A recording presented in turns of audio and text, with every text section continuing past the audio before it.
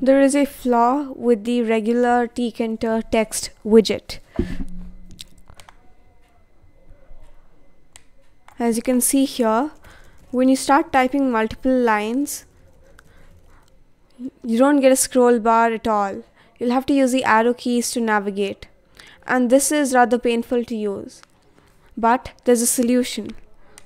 Instead of using the regular Tkinter text widget, you can use the ScrollTexts widget from another Tkinter module, the Tkinter.ScrollText module. So from Tkinter.ScrollText import ScrollText, we even have a scroll bar, but we're going to be using the entire ScrollText widget as text.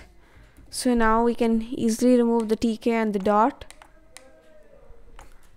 and the ScrollText widget is completely compatible with the native or regular Tkinter text widget. So I've opened this here. Let me type multiple lines, and as you can see, I've got a scroll bar here. You can navigate with it. And that's all about the Tkinter ScrollText widget. It works just like the regular ScrollText widget, and it's completely compatible. All the functions, all the arguments that can be passed while defining are the same. It's also compatible with the regular Tkinter module over here.